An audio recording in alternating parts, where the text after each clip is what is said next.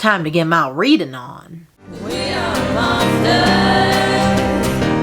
We give and we take. Hey friends, it's Rainy. I'm here to talk all about the Peace Talks weekend for Realmathon. It's a 48-hour readathon that happens from 7 p.m. on Friday to 7 p.m. on Sunday, where you basically try to read as many books as you can, short books as you can, because you get an additional 10 points per books for this Realmathon thing that Covers with Cassidy hosts. If you've never heard of Realmathon, I'll post it under here. It's all of March, so it's pretty much almost over, but I mean, I guess you could still join, because why not? Join Team Blood, obviously. But anyway, this is for Peace Talks, which has already happened. It was this last weekend coming up. And I decided to finally tackle a project that has been on my mind for a hot minute, and I decided to read the entire Wayward Children Series by Shauna McGuire in the 48 hours. Now, was I successful or not? I'm not going to tell you, because as we all know, Rainy always films her intros at the end after she's vlogged everything else, because she forgets to do it at the beginning. Will she ever learn? I don't know. But anyway, I read all of them. It was a time. I also read some short stories. So you know what? This is a non-spoiler vlog. I do not spoil any books for you. Obviously, I do keep things away, omit things, so you don't necessarily get to know the full extent of what's going on, because I'm trying to not spoil it for you. But if you're fine with that and you're ready to rock and roll, then there will be timestamps for all of these books, so that if you've read certain books, you can, listen to those. If you don't, you can skip, but, just stay here. It's a jolly good time. With that, let's see how this weekend went.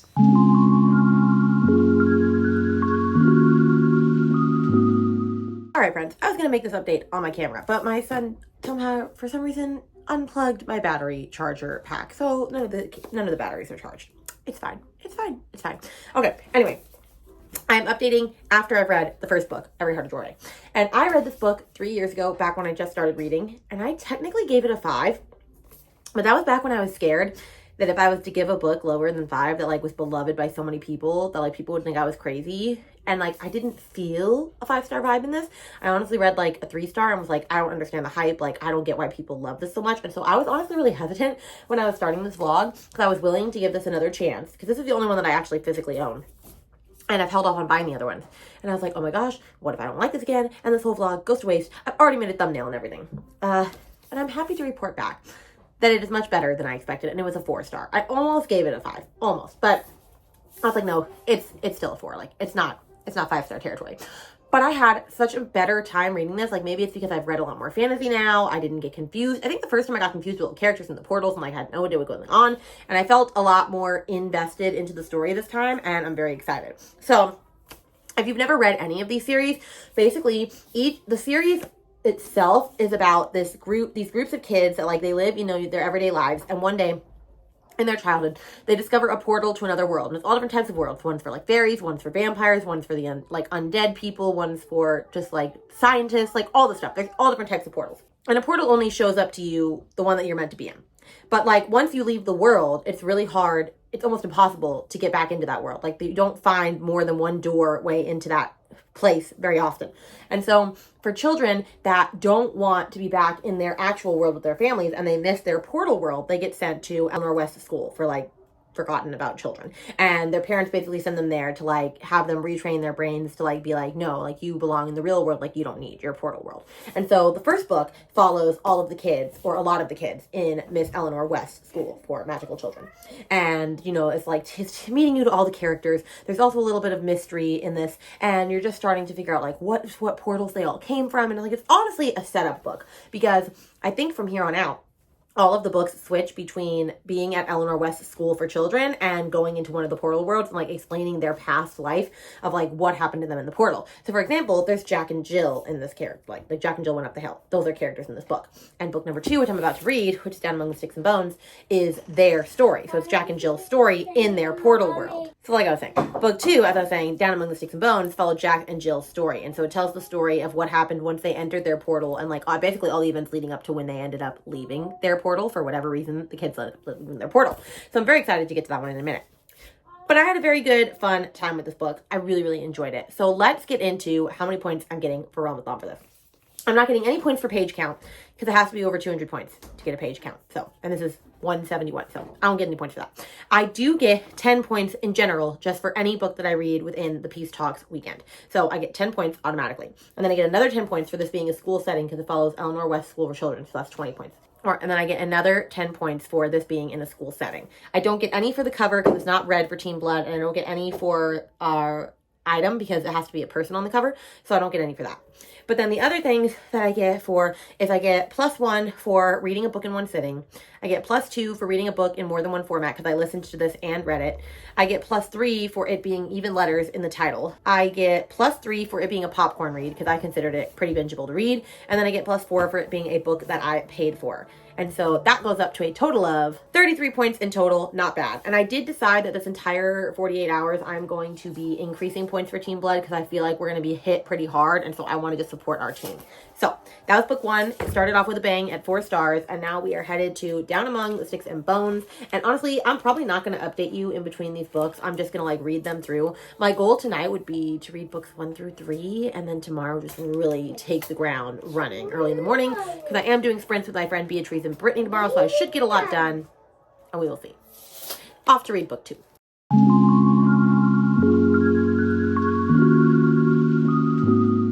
All right, good morning, friends. It is the next morning.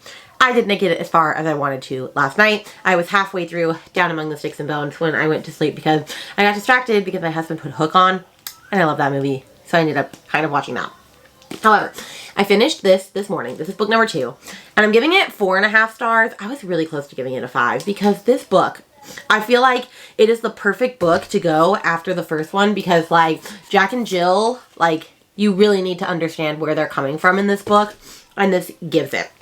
And so what I loved about this one is their world is the moors. And so it is homes of vampires and homes of a mad scientist. And Jack and Jill, you know, one is like prim and proper and one is a tomboy. And in this world, it's like the roles are reversed. One ends up getting mentored by the master, which is like the Lord Vampire. And then one of them ends up getting mentored by like the mad scientist. And so like it's their 2 different lives they're leading within the same place. And of course it tells their entire story about like how they came to be in that land and what happened when they were in that land and like why they had to return and how they ended up at Eleanor West's home for children.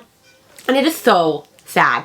It is so sad the things that these girls go through. Like I loved the story. It was a beautiful book on like sisterhood and just like sticking together even when, you know, even when things go wrong, like you can't just deny family. And it was just so beautiful. I feel so bad for them. I need more time in this world. I need them to get back to this world. Okay. I need a lot of things to happen. Okay.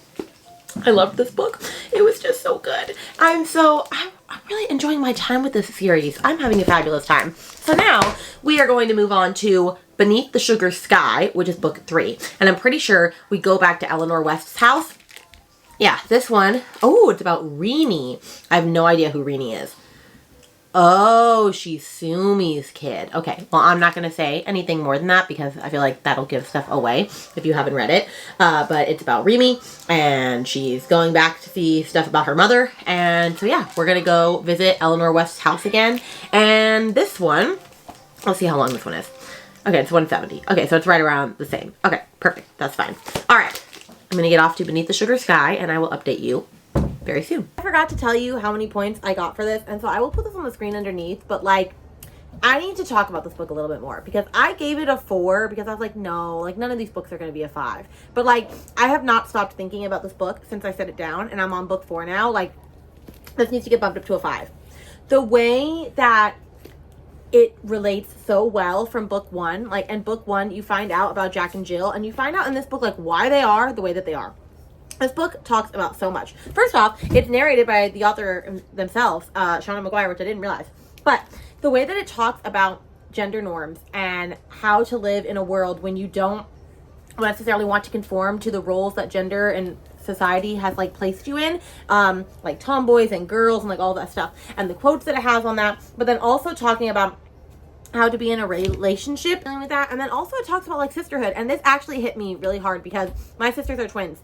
And they are always looked at as they need to be the same person. And if they're not the same person, what's wrong with them? Or even example, like if one messes up, the rest of them kind of just judge the other one and assume, oh, well, they're both going to mess up like they're the same person. And they're not, like they're their own entity. And like, I feel like that was happening a lot in this book. And it was just such great conversation to be had. I mean, this book, I can't foresee one of the books being better than this one. This one was so freaking good. And I am changing my rating on Goodreads to 5 stars because I keep thinking about this book. I can't stop thinking about this book. It's so good. It's so good. Anyway, Jack and Jill have a special place in my little heart, and I'm excited to see their story continue because like it didn't finish in the first book, and I'm not gonna say like what happened. But this book is the work. Okay, now we can tune back to book 3.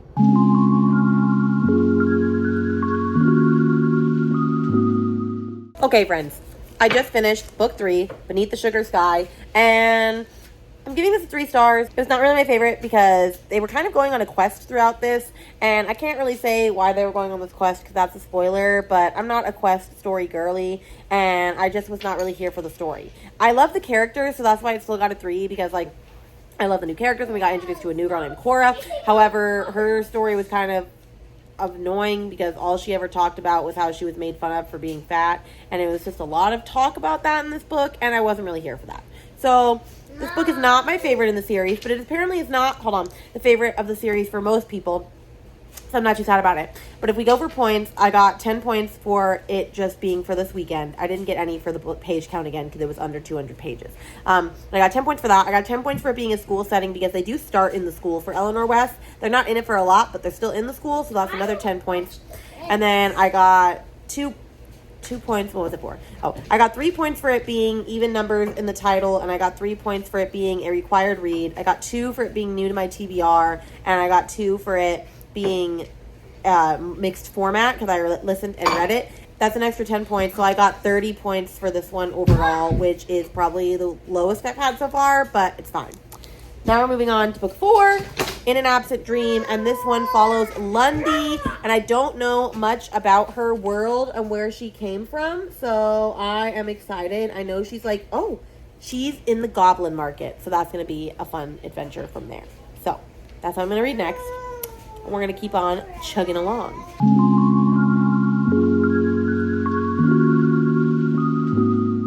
Conversations with Rainy on the road. Shh, I'm at a red light. Okay, so let's talk about book number 4, which was In an Absent Dream, which follows Lundy. And Lundy is one of the characters from the first book. And so this is kind of like a prequel novella to the first book. It talks about her life in her portal world before she actually gets sent to Eleanor's West School for Wayward Children. And when I tell you it is so sad how this book ends, it is so sad. She just doesn't like her parents, and so she moves to this world of logic where it's like a give and take type thing. Like, it's all about fair value in this world. Like, if you want something and you take it, then you have to give something back, and like if you don't, then you acquire debt, and like the way that like debt accrues there is like different, and I don't want to necessarily give that away, but it's just very much like a give and get, like take and to be taken, like share, like equal value type deal. And it was a very interesting book. Like, I was really intrigued. Like, the goblin market itself was very interesting. I liked all the characters in this. I loved her 2 friends in this, Lundy, Mockery and Moon. If you know, you know, they are fabulous. I'm changing the angle because I'm parked. Okay, what I was gonna say is, I loved Mockery and Moon. I loved the whole thing. However, it is very sad, and I wish I could say more about why, but I can't because the whole plot will be ruined. It was 5 stars. It's my second favorite in the series. I still think I liked book 2 better than this, but it was just so good. And then there was a short story right after called Juice Like Wounds, which I read on the Tor website. It was like really, really short. And it basically tells the story of Mockery, Moon, and like a little side quest of Mockery, Moon, and Lundy, and about something that happens to one of them. And I can't say why, because that also is in the book. But it basically explains, because you never knew what had happened to one of them in the book, like an event, like something that had happened to one of them. And so then this explains it, and it tells the short little story, like little quests that they went on, and it was also so sad. I gave that one 4 stars, but that one was very, very good, and I loved that they gave that explanation. And so I'm excited to see what these other 2 short stories are that are going to happen before the series is over. Like, maybe they also like explain more about characters, but I also just loved getting to be with Lundy again, so like that was fabulous. So anyway, I finished that, and so we are rock and rolling. We have 2 4 stars, or no, we have 1 4 star, 2 5 stars, a 3 star, and I will just, from here on out, I'm not going to say what I got points for, because honestly, I'm getting points for the same thing almost every time. This one did give me 10 points more than anything else because it reached over 200 pages, so I got 10 points for that. And the next book will also do that because it's the second longest one in the series as well, and it's called Come Tumbling Down, and this is book 5, and it's all about Jack and Jill, and so it like continues on to their story in their world, because at the end of the first book, they got back to their world, I cannot wait.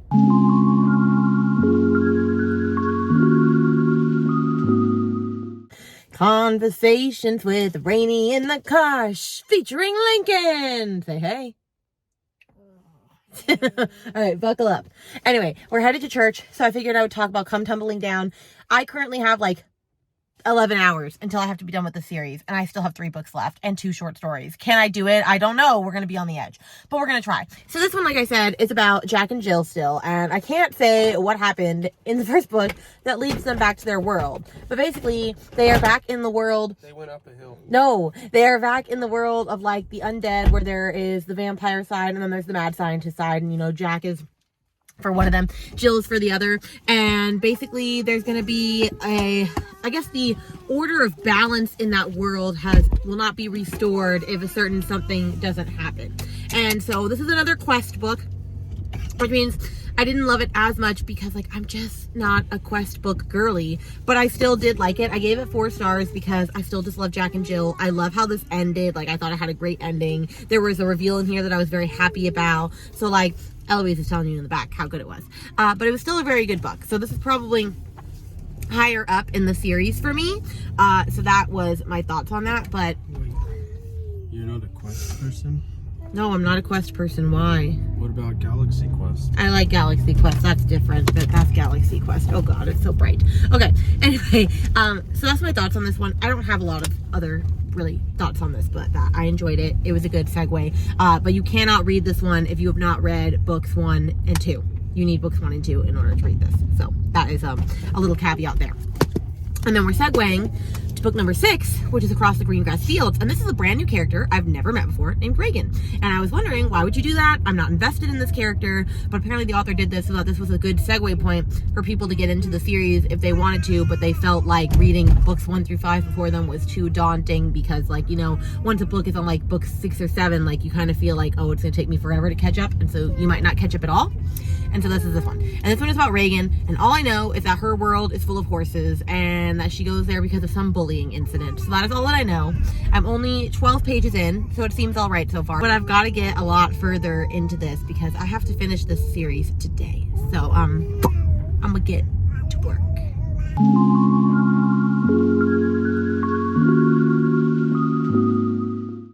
Okay, friends, sorry if you hear the TV in the background, but I'm updating right now. I finished book 6, Across the Green Grass Fields, and I have like 6-ish hours left, and I don't think I'm gonna get the last 3 books done in time. So this vlog might end up being like 50 hours, 52 hours, but you know what? I got very close, okay? Having 2 kids and all. I give this one a 3. I almost considered a 2.5. I really did not care for this book. I thought it had a strong beginning, and then it just kind of went south for me. So this one is about Reagan, who is not in any of the other books prior. She's a brand new character. And basically, she has grown up with these 2 best friends, and then something happens with one of the friends, and the most popular one in the group, like, shuns the other friend. And so Reagan knows, like, she has to fall in line. She doesn't want to lose her one friend, Laurel. And then she starts realizing that she's not progressing the same as other girls in her, like, grades. Like, you know, they're developing, and she's not getting anything, and she's confused why. And finally, this is all in, like, the cover. And she finally has a talk with her parents, and they basically, like, tell her that, like, she's intersex, and they were waiting for the moment to tell her that in a way that she can understand. And so she ends up telling her best friend what is going on. And of course, she does not take that well because she's a mean person. She bullies her, says she can't be friends with her anymore, and like tells everybody what happened to her. And so she gets very upset. And then that's when she finds her door, and she walks through it into a land full of like centaurs and kelpies and unicorns. And like, it's all like lovey-dovey, and they're very welcoming to her. And they basically give her the love and support that she wishes that she had had in the real world. And so I did like it for that. However, I just got very bored during parts of this. Like, it was just very, like, you know, ponies and horses and, like, I don't know. It just was a lot more whimsical. And when I was watching the vlog that Books and Lala did on this, she actually made a very good point. This was written during, like, COVID times, and it was probably, like, just a passion project. And it just doesn't match the writing of the other books. So, like, I don't know. This one just doesn't really compare to the other ones in the series so far.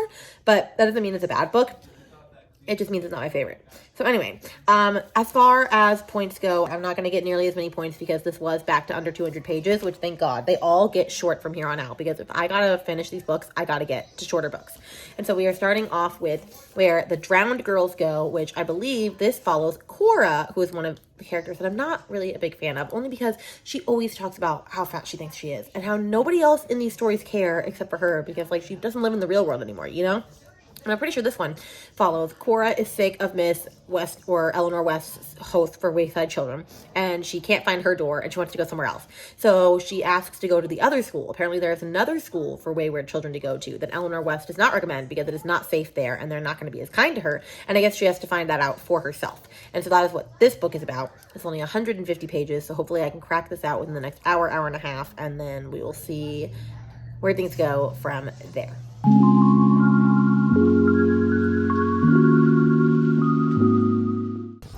Conversations with Rainy in the car, which I should have fixed my bangs beforehand, but it's fine. It's fine. We're all gonna be fine. I have a lot of updates, okay? I've not been updating. So I have to talk about book 7, and then I have to talk about 2 short stories, okay? So finished book 7 a couple hours ago, Where the Drowned Girls Go. It was a 4-star. It was a fabulous book. It's probably my highest 4 stars so far. I love how all of Shauna McGuire's books like always touch on something deeper than like what you're expecting. Like this one was talking a lot about how what it takes to be like a hero, and how like sometimes you can think you're being a hero because you're like saving people, or like thinking that you're a hero just allows you to do like really crappy things, thinking, oh, but I'm doing it for the better of someone, but then not actually taking into consideration like what those people would need in order for it to actually be better for them. It was just a lot of great discussions on what it means to be a hero, and like being thinking of like God status and all this other stuff. So anyway, Aaron's just staring at me because he didn't read the book, so he doesn't know what it's about. I will say, no, you didn't. I did. And what? I read it faster than you did. No. You're slow. We're not listening to him because I read this in like an hour and 10 minutes. I read it in an hour and 5 minutes. Anyway, this one was the darkest one yet. I mean, but it starts really dark with the main character, Cora, doing something that I was not expecting. And I grew to like Cora a lot more in this book. However, if she calls herself fat one more time, I'm just going to punch somebody in the face because I just don't want to hear it anymore. Like, I don't like that characteristic of her. I don't. She's fat shaming herself? She's fat shaming herself. Oh my gosh. Get over yourself. Okay, anyway, if they would stop, if the hooligans would stop interrupting me, I came in here to say yes. It's a 4 stars, and it was a very, very good time. I very much loved it. I'll actually be interested in seeing what happens to Cora since she didn't actually go to her portal world, since this was the other school, which I will say, the other school was like crazy, right? Because that's where all the children go that don't want to go back to their homes, but they don't want to go back, they can't get back to their portals, so they just kind of want to forget about the portal world and pretend that none of it ever happened, okay? And of course, in the very beginning of this, which this is not that big of a spoiler, we have one character that we've met from before is there and is about to graduate, and then she says, no, I can't do it. Like, I didn't forget about my world. I want to go back to my world. And then it's just all the chaos that ensues from there. And there were some characters from Eleanor West's school that came to like help save Cora from this decision that she made of going to the school, and it just made the book that much better. Fabulous time. Then we had a short story called In Mercy Reign, and that was Jack's story again. So it is a pre-story about Jack and how he basically got to be with his lover, Alexis. Diane. Aaron, let me just finish. It was about Jack and how he got to be with his significant other in the story. And so it was, actually I can't say that. It was about Jack, and I can't even tell you what it's about because it is such a spoiler for like the couple of books that Jack and Jill are in. It brought me right back into that world. It was only like 40 pages. It was fun time. It was 4 stars. And then I read Skeleton Song, which was another short story, which was about Christopher and the Skeleton Queen, like Mariposa and all that. And I gave it 3 stars because I was really frustrated. It was 25 pages long. And if this means that Christopher is not getting his own story, I'm going to be really frustrated because I just want a story of Christopher and his skeleton princess. That's all that I want. And I feel like this was just too short. And it like gave me a sneak peek into what I wanted, but it was not nearly enough. And I didn't really understand the point of this short story, if we're being honest. Although it was beautifully well written, and I mean, I liked it. I enjoyed it, but I wanted more, so I gave it 3 stars because I don't really understand the point of it. I understand the point of these other short stories, but I didn't really get that one because you might as well just give me a book of this one at this point. Man. Anyway, I am finally on book number 8, Lost in the Moment and Found, which is Antoinette's book, which Antoinette is Cora's roommate in the last one, which I really, really love Antoinette. However, I'm afraid this one is going to be really dark because the author put trigger warnings at the beginning for grooming and adult gaslighting, but said, don't worry, the little girl gets away. And so I'm just like, oh no, I'm a little scared. However, I'm here to say also, I'm not going to make the 48 hours. It's 48 hours since it's 7, and I have Bible study right now. So it's really going to be like 50, 52 hours, probably. But you know what? That's pretty good considering I've read a lot of books. On to book number 8.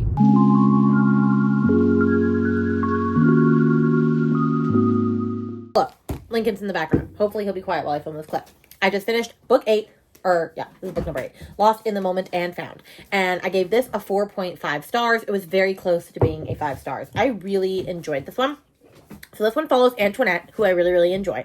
And she basically her dad dies in like the first page of the story from a heart attack, and her mom is getting ready to get remarried like within 6 months after the fact. And she just has this eerie feeling about the guy, and she doesn't really understand why.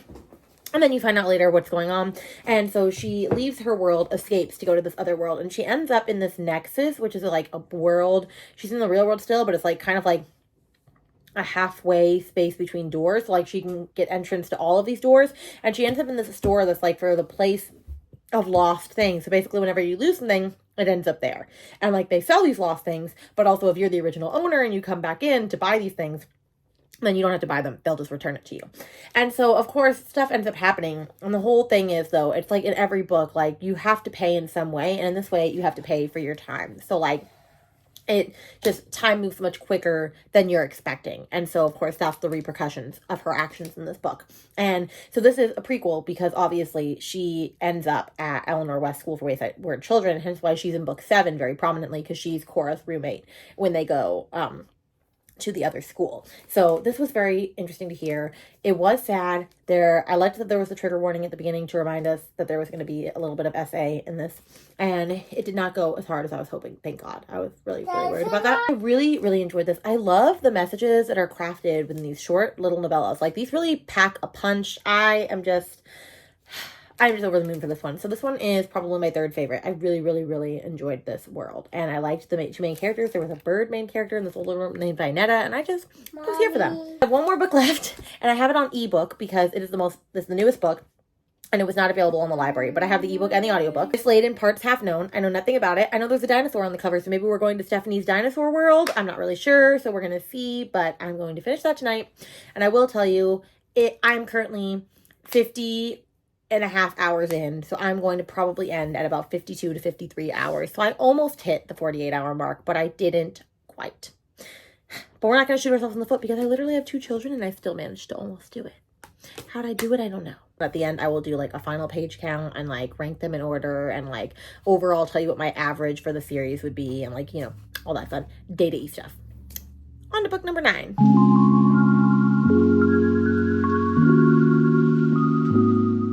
I'm using my camera right now, and I don't use my camera a lot, honestly, because it's been not focusing on me lately and just like going in and out of focus. And I watched a video and I think I fixed it. So we'll see if this clip is good or not. Anyway, I finished Mislaid in parts half known. I finished it tonight. And so we have officially finished at 53 hours after I started, which is not terrible. It's not terrible. Okay. I will accept it. Now let's talk about this one. This one I liked. It was a continuation of the one before. And so in the one before, we have Antoinette, and, you know, she goes to that, like, nexus place where she goes to, like, all the different doors. But, like, basically because of that, like, she has a sense of, like, doors and where doors are and things like that. And so in this next book, basically she goes to Eleanor West's home, and all of the kids are like, can you find my door? Can you find my door? Can you find my door? And so she's like kind of helping them on their journey of finding their doors, but also kind of not. Like, it's a whole thing. So anyway, they end up in the land of dinosaurs at one point. Like, this book takes like a wild turn as to like where they're going. And like, it is another quest one because they do leave Eleanor West's house. However, I gave this one a 3.5 stars because like, I liked it. I just felt like there was a lot going on in this book, and we didn't spend like any time in the land of dinosaurs, which I was like, what the heck? Like, I don't know. I just feel like this one was trying to do too much, and I feel like it was trying to set up a lot. Like, I feel like I have like theories about where the series is going from here, and so I'm very intrigued by that. But I just think it was trying to do too much. And so that's why I only gave it a 3.5. I'm still very intrigued, and so like a 3.5 stars is not bad. Like, I'm excited for book number 10, and I can read it now in January with everybody else when it comes out. Like, I can pre-order it. Like, that's very exciting. Although, should I pre-order it? Maybe I'll pre-order like the ebook, because I only own the first one, and I don't know if I'm actually ever going to buy this entire series or not. I don't know. Okay, so I'm gonna have to make a decision on that. But that is what I gave for that. And so now I'm gonna go through and sort these and figure out what my order is of like my ranking for them. And then we will just put it all together. Okay, as far as my rating goes, this is the order, except for Mislaid and Parts Half Known would be here. So I'll go from my least favorite to my favorite. So my least favorite was Beneath the Sugar Sky, which was book number 3. I gave it a 3 stars. And then we have Across the Green Grass Fields, which is book number 6. Also gave it 3 stars. Mislaid in Parts Half Known, which is book number 9, which is a 3.5 stars. Every Heart a Doorway was my next one, which was the first book in the series, a 4 stars. Then it was hard because I was debating between which of these books came next, but I think I liked Come Tumbling Down next, which is book 5, follows Jack and Jill. I love them, but that was a 4 stars as well. Then we have Where the Drowned Girls Go, which is book 7, followed Cora. That was also a 4 stars. Lost in the Moment and Found, which is book number 8, Antoinette's book, 4.5 stars. In an Absent Dream, which is book 4, Lundy's story, a 5 stars. And Down Among the Sticks and Bones, which is Jack and Jill's story, book number 2, 5 stars, my favorite one of all. And then if I was gonna put the short stories, I didn't really rank where the short stories went, but like they were like a 4 stars, and a 3 stars respectively. But like I'm gonna not rank them within the series itself, because like they're their own separate entity. But yeah, so anyway, I had a fabulous time with this. As far as my page count for the weekend goes, so with all of the books that I read a total of 1,672 pages within 53 hours. That is fan-freaking-tastic. That's literally like almost half of what I read in a month, and I read it in the span of 2 days. So pretty freaking proud of myself for that one. Okay. Anyway, I had a really good time with this vlog. I'm so glad I'm all caught up on the Wayward Children series. If you followed this all the way to the end, then let's put a door emoji for like all the different portals and whatnot. Let me know, have you read any of the Wayward Children series? If you have, which book is your favorite? If you haven't, like, did this motivate you to pick up the books? Like, let me know where you're at in your Wayward Children series journey. And I'm really glad that I did this for Peace Talks, and I gained up a bunch of points for Team Blood. So I really needed to do that because I'm a little worried that we're going to lose. But, you know, it is what it is. And with that, my friends, I will see you guys in a video super soon. Bye!